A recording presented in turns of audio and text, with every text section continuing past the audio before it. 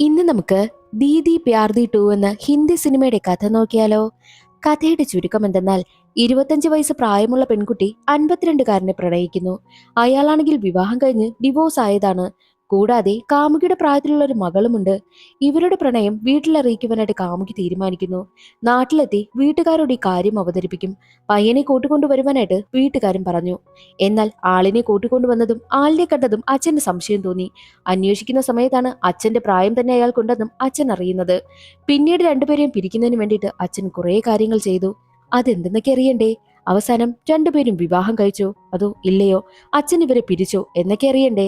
എങ്കിൽ നമുക്ക് വേഗം സിനിമയുടെ കഥയിലേക്ക് കടക്കാം. അവസാനം ഒട്ടും പ്രതീക്ഷിക്കാത്ത ഒരു ട്വിസ്റ്റുമുണ്ട്. അതിനു മുൻപായിട്ട് വീഡിയോ കാണുന്ന കൂട്ടുകാർ ഒന്ന് ലൈക്ക് ചെയ്യാനും കമന്റ് സെക്ഷനിലെ ഹൈപ്പ് എന്നൊരു ഓപ്ഷൻ ക്ലിക്ക് ചെയ്യാനും മറക്കരുതേ. സിനിമ തുടങ്ങുമ്പോൾ ലണ്ടനാണ് കാണിക്കുന്നത്. അവിടുത്തെ ബിസിനസ്സുകാരനായ ആശിഷ് മെഹ്റ. ആശിഷ് മെഹ്റയുടെ കാമുകിയാണ് ആയിഷ. ആശിഷിനൊപ്പം നിൽക്കുന്നത് ആശിഷിന്റെ ബെസ്റ്റ് ഫ്രണ്ടായ ഡോക്ടറാണ്. ഈ ആശിഷിന് ഏകദേശം ഒരു 52 വയസ്സെങ്കിലും വരും. മാത്രവുമല്ല, ആദ്യം ഒരു വിവാഹമൊക്കെ കഴിച്ച് ഡിവോഴ്സ് ആയതാ.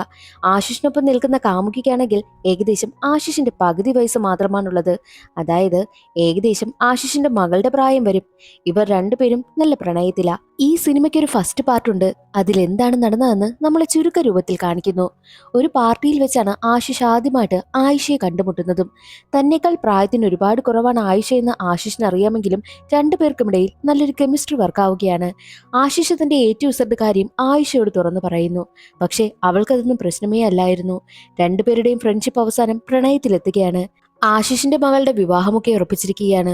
അതുകൊണ്ട് തന്നെ വിവാഹം വിളിക്കുവാനായിട്ട് മഞ്ജുവും എത്തുന്നു. അപ്പോഴാണ് മഞ്ജു ആദ്യമായിട്ട് ഐഷയെ കാണുന്നതും. ഐഷയെ കണ്ടതും മഞ്ജുവിന് ചെറിയ ഈഗോ ഉണ്ടാകും. അതുപോലെ തന്നെ ഐഷയ്ക്കും ഉണ്ടാവുകയാണ്. വിവാഹ ചടങ്ങുകളൊക്കെ നടക്കുന്നത് കൊണ്ട് തന്നെ ആശിഷ് ഐഷയും കൂട്ടി വീട്ടിലേക്കും പോകുന്നു.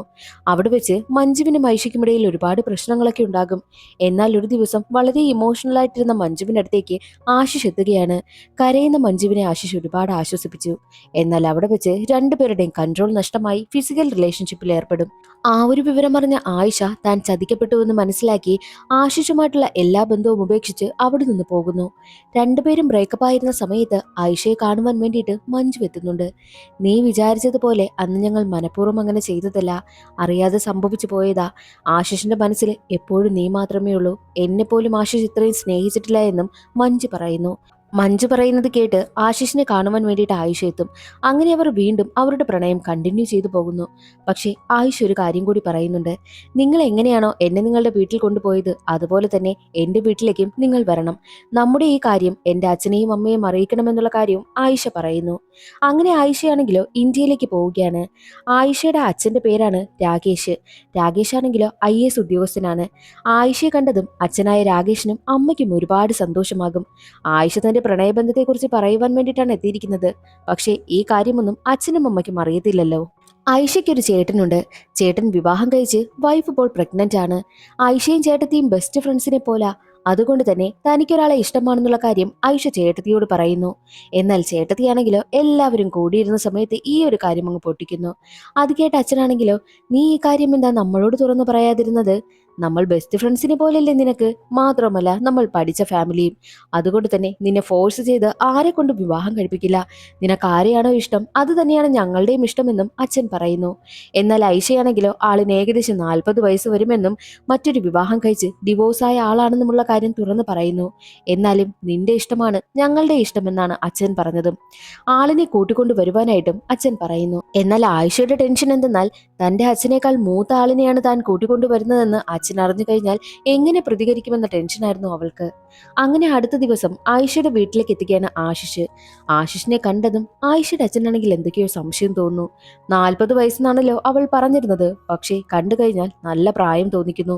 അതൊന്നും മുഖത്ത് കാണിക്കാതെയാണ് ആയിഷയുടെ അച്ഛൻ പെരുമാറിയതും.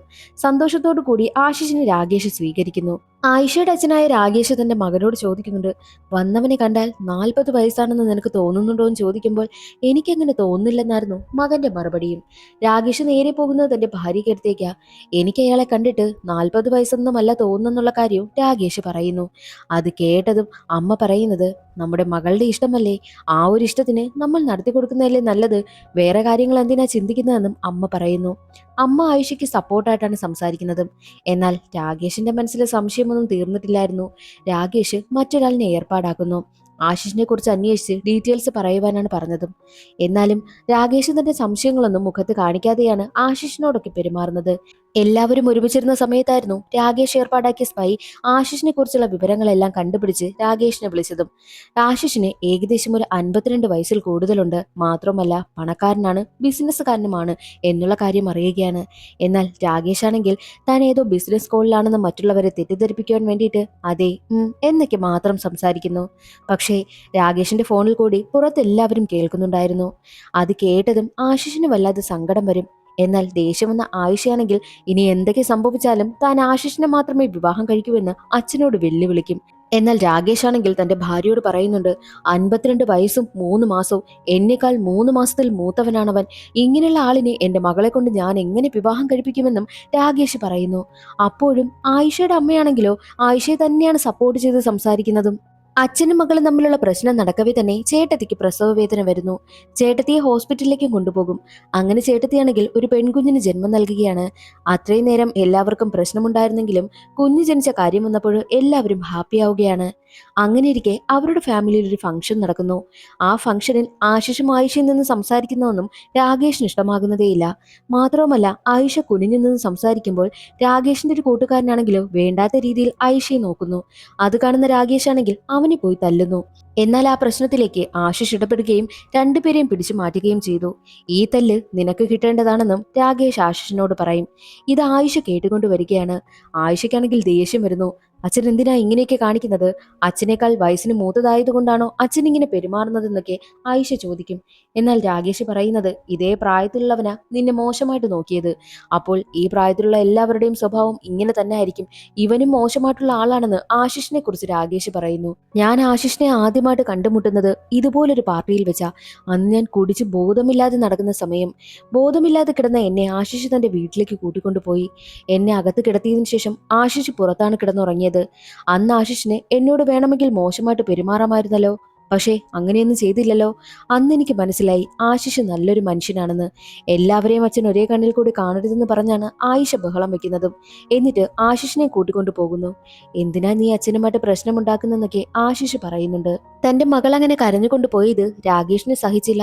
പാർട്ടിയെല്ലാം കഴിഞ്ഞതും ആയിഷയെ കാണുവാൻ വേണ്ടിയിട്ട് രാകേഷ് എത്തുന്നു. അവിടെ വെച്ച് സംഭവിച്ച കാര്യങ്ങൾക്കൊക്കെ മാപ്പും ചോദിക്കുകയാണ്. മാത്രവുമല്ല ആശിഷുമായിട്ടുള്ള വിവാഹത്തിന് തനിക്ക് സമ്മതമാണെന്നും രാകേഷ് പറയുന്നു. അത് കേട്ടതും ആയിഷയ്ക്ക് ഒരുപാട് സന്തോഷമായി. വിവാഹത്തിനുള്ള ഒരുക്കങ്ങളെല്ലാം നമുക്ക് തുടങ്ങാമെന്നും രാകേഷ് പറയുന്നത് കേട്ട് രണ്ടുപേരും സന്തോഷിക്കുകയാണ്. അവരെല്ലാവരും സന്തോഷിക്കുന്ന സമയത്ത് രാകേഷിന്റെ മനസ്സിലെ ചിന്തയോ, സന്തോഷിക്ക്, നിങ്ങളെ പിരിക്കാനുള്ള പണി ഞാൻ ചെയ്യുന്നു എന്നതായിരുന്നു. അങ്ങനെ ഇരിക്കെ അവരുടെ ബന്ധുവിന്റെ വിവാഹത്തിനായിട്ട് നാട്ടിലേക്കും പോകുന്നു. എന്നാൽ അവിടെ ആദി എന്നൊരു പയ്യൻ വരികയാണ്. സത്യത്തിൽ ഈ ആദിയെ വിളിച്ചു വരുത്തിയത് രാകേഷ് തന്നെയാ.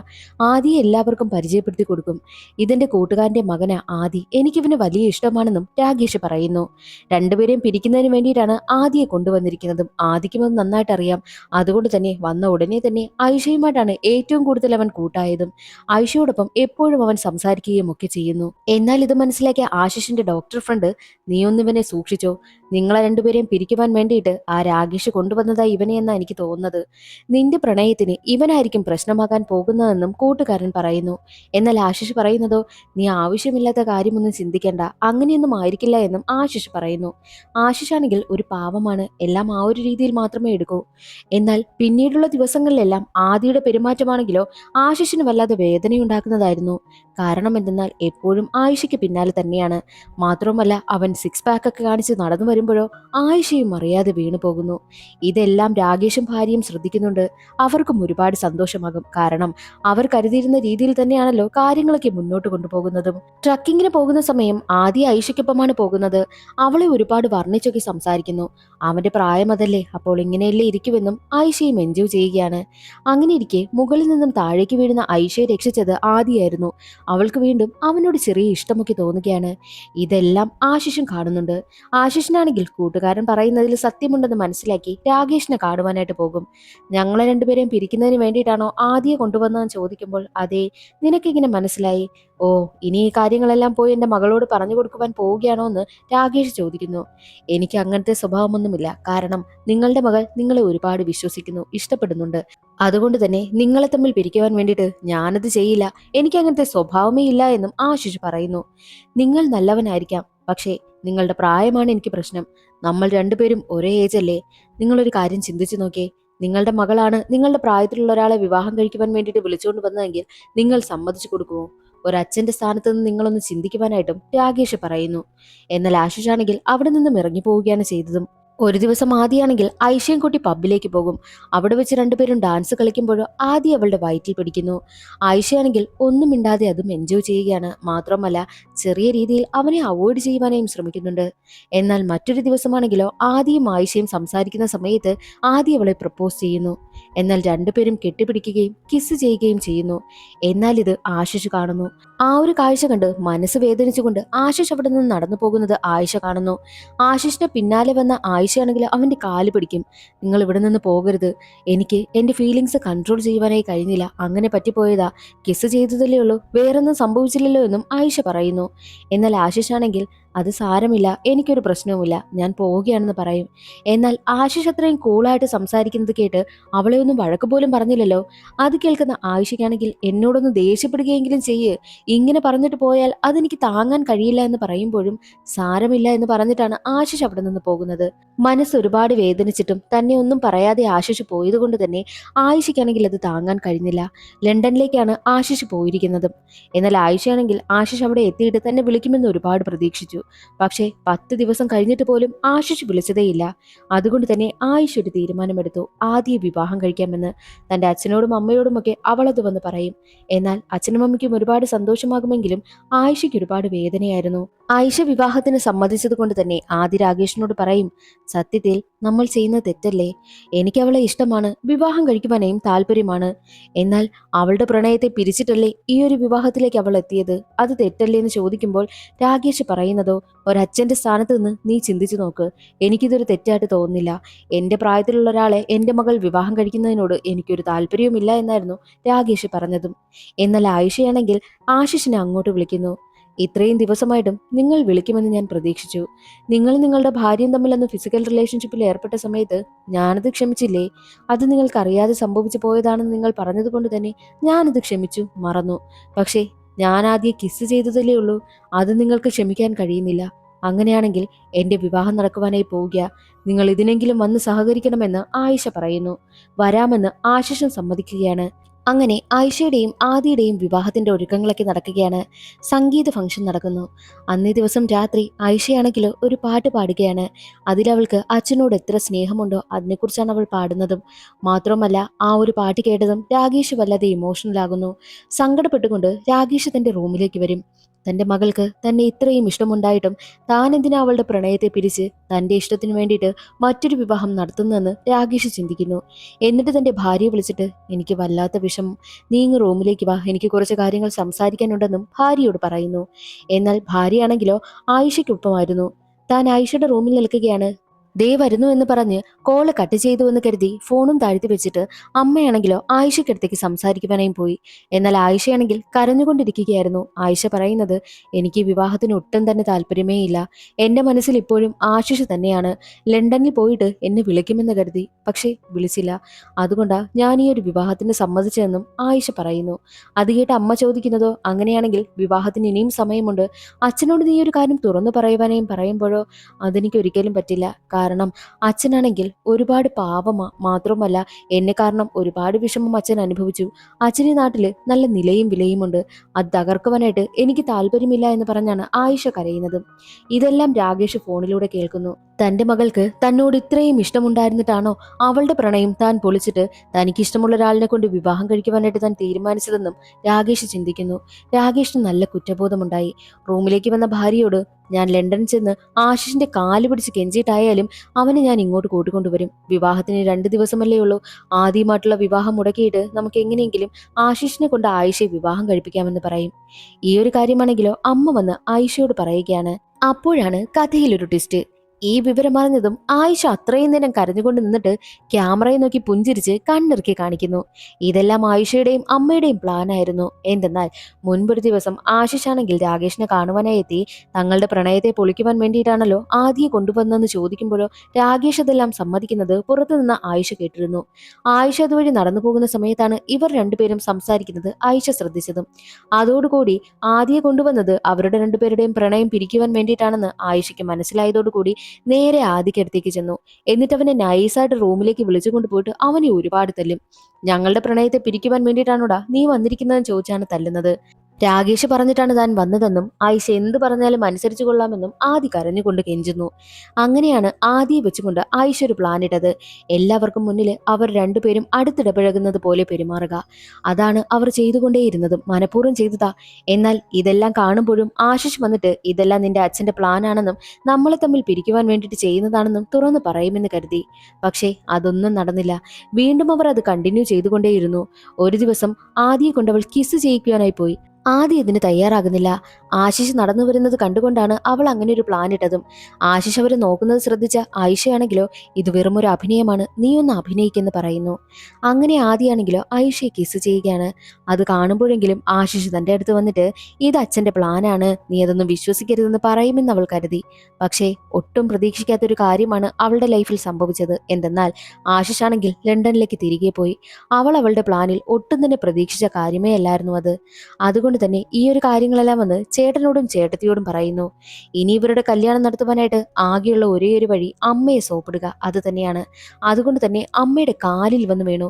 അമ്മ പറഞ്ഞാൽ മാത്രമേ അച്ഛൻ ഇനിയുള്ള കാര്യങ്ങളെല്ലാം കേൾക്കൂ. അതുകൊണ്ടാണ് അമ്മയെ സോപ്പിട്ടതും. ഈ ഒരു വിവാഹം എങ്ങനെയെങ്കിലും നടത്തി തരണമെന്ന് പറഞ്ഞാണ് കാല് പിടിച്ചതും. അങ്ങനെ അവർ എല്ലാവരും കൂടി പ്ലാൻ ചെയ്തതാണ് ആദ്യമായിട്ടുള്ള വിവാഹം. അവർ പ്ലാൻ ചെയ്തതുപോലെ തന്നെ ഇപ്പോൾ വിവാഹത്തിൽ വന്ന് നിൽക്കുന്നു. മാത്രവുമല്ല അമ്മയാണെങ്കിൽ അച്ഛൻ ഫോൺ ചെയ്ത സമയത്ത് കോള് കട്ട് ചെയ്യാതെയാണ് മനഃപൂർവ്വം ഫോൺ താത്തുവെച്ചതാ. അതും അവരുടെ പ്ലാനായിരുന്നു. അവർ പ്ലാൻ ചെയ്തതുപോലെ തന്നെ ഐഷ അച്ഛനെ കുറിച്ച് വളരെ ഇമോഷണലായി സംസാരിക്കും. അത് കേട്ട് രാകേഷ് ആണെങ്കിലും ഫ്ലാറ്റ് ആവുകയാണ്. അങ്ങനെയാണ് രണ്ടുപേരുടെയും വിവാഹം നടത്തുവാനായിട്ടും തീരുമാനിച്ചത്. ഇപ്പോൾ പ്ലാൻ ചെയ്ത കാര്യങ്ങളെല്ലാം സക്സസ് ആയതുകൊണ്ട് തന്നെ അമ്മയ്ക്കും മകൾക്കും ഒരുപാട് സന്തോഷമാകും. ഉടനെ തന്നെ രാകേഷ് എയർപോർട്ടിലേക്ക് പോവുകയാണ്. എങ്ങനെയെങ്കിലും ലണ്ടനിലേക്ക് എത്തി ആശിഷിന്റെ കാല് പിടിച്ചായാലും അവളെ കൊണ്ട് വിവാഹം കഴിപ്പിക്കുക, അത് തന്നെയാണ് രാകേഷിന്റെ പ്ലാനും. എയർപോർട്ടിൽ എത്തിയ സമയത്താണ് അടുത്ത ദിവസം വിവാഹം കൂടുവാനായിട്ട് ആശിഷ് ഇന്ത്യയിലേക്ക് വരുന്ന കാര്യവും രാകേഷ് അറിഞ്ഞത്. അതുകൊണ്ട് തന്നെ അടുത്ത ദിവസം വരെ എയർപോർട്ടിൽ വെയിറ്റ് ചെയ്യുന്നു. എയർപോർട്ടിലെത്തിയ ആശിഷിനോട് ഒരുപാട് കെഞ്ചുകയാണ് രാകേഷ്. തന്റെ മകളെ വിവാഹം കഴിക്കണമെന്നും തന്റെ വണ്ടിയിൽ വീട്ടിലേക്ക് പോകാമെന്നും പറഞ്ഞ് ആശിഷിനെ കൂട്ടിക്കൊണ്ട് രാകേഷ് വീട്ടിലേക്ക് എത്തുന്നു. അപ്പോഴേക്കും ആയിഷയാണെങ്കിലോ വിവാഹത്തിന് വേണ്ടി റെഡിയായി നിൽക്കുകയായിരുന്നു. ആശിഷിനെ കൊണ്ടുവന്ന രാകേഷ് ആണെങ്കിൽ നിന്റെ ഇഷ്ടം പോലെ തന്നെ വിവാഹം നടക്കട്ടെ, എനിക്ക് സമ്മതമാണെന്ന് പറയും. എന്നാൽ ആയിഷ പറയുന്നതോ എനിക്ക് താല്പര്യമില്ല, ഞാൻ ആദ്യം തന്നെ വിവാഹം കഴിക്കുമെന്ന് പറയും. സത്യത്തിൽ അവൾ അങ്ങനെ പറയാൻ കാരണം അപ്പോഴെങ്കിലും ആശിഷിന്റെ വായിൽ നിന്നും ആദ്യ രാകേഷ് മനഃപൂർവ്വം കൊണ്ടുവന്നതാണ് അവരുടെ പ്രണയം പിരിക്കുവാൻ വേണ്ടിയിട്ടെന്നുള്ള സത്യം തുറന്നു പറയുമെന്ന് കരുതി. പക്ഷേ അപ്പോഴും ആശിഷ് ഒന്നും പറയുന്നതേയില്ല. അത് കാരണം ദേഷ്യം വന്ന ആയിഷയാണെങ്കിൽ ആദിയുടെ കഴുത്തിൽ മാലയിടുകയാണ്. അപ്പോഴേക്കും രാകേഷ് അവളുടെ അടുത്തേക്ക് വന്നിട്ട് വേണ്ട, മതിയാക്ക്, സത്യത്തിൽ ആദ്യം ഞാൻ മനഃപൂർവ്വം കൊണ്ടുവന്നതാ നിങ്ങളുടെ പ്രണയം പിരിക്കുന്നതിന് വേണ്ടിയിട്ടെന്ന് രാകേഷ് സത്യമെല്ലാം ഏറ്റു പറയുന്നു. ആയിഷയ്ക്കടുത്തേക്ക് വന്ന ആശിഷ് ഈ ഒരു സത്യമെല്ലാം എനിക്കറിയാമായിരുന്നു. ആദ്യം നിന്റെ അച്ഛൻ കൊണ്ടുവന്നത് നമ്മളെ രണ്ടുപേരെയും പിരിക്കാൻ വേണ്ടിയിട്ടാണെന്നും എനിക്കറിയാം. പക്ഷേ ഈ ഒരു സത്യം ഞാൻ തുറന്നു പറയാതിരുന്നത് നിങ്ങൾ അച്ഛനും മകളും തമ്മിൽ നല്ല സ്നേഹമാണ്, അതെന്തിനാ ഞാൻ ഇല്ലാതാക്കി കളയുന്നെന്ന് കരുതിയ, അതുകൊണ്ടാ ഞാൻ തന്നെ എല്ലാം സഹിച്ചതെന്നും ആശിഷ് പറയുന്നു. ആയിഷയ്ക്കും ഒരുപാട് സന്തോഷമായി. അവൻ ഇപ്പോഴെങ്കിലും സത്യം തുറന്നു പറഞ്ഞല്ലോ. അങ്ങനെ രണ്ടുപേരുടെയും വിവാഹം കഴിയുകയാണ്. അപ്പോഴാണ് ആയിഷ അവരുടെ പ്ലാൻ എല്ലാം ആശിഷിനോട് തുറന്നു പറയുന്നത്. രണ്ടുപേരും സംസാരിച്ചുകൊണ്ട് നിൽക്കുന്ന സമയത്ത് ഐഷ അതുവഴി പോയെന്നും അപ്പോൾ അവർ സംസാരിക്കുന്ന കാര്യങ്ങളെല്ലാം കേട്ടെന്നും പിന്നീട് അവർ ചെയ്ത പ്ലാനാണ് ദേ ഇപ്പോൾ വിവാഹം വരെ എത്തിയിരിക്കുന്നെന്നുള്ള സത്യമെല്ലാം അവൾ തുറന്നു പറയുന്നു. അങ്ങനെ അവരുടെ വിവാഹവും സന്തോഷകരമായിട്ട് നടന്നല്ലോ. കുടുംബമെല്ലാം ഹാപ്പിയായിട്ട് ജീവിക്കുന്നെന്ന് കാണിച്ചുകൊണ്ട് സിനിമയുടെ കഥ അവിടെ അവസാനിക്കുന്നു. ഇന്നത്തെ വീഡിയോ എല്ലാവർക്കും ഇഷ്ടമായെന്ന് കരുതുന്നു. സപ്പോർട്ട് ചെയ്യാൻ മറക്കരുതേ. അടുത്ത വീഡിയോയിൽ കാണാം. അതുവരെ എല്ലാവർക്കും ബൈ.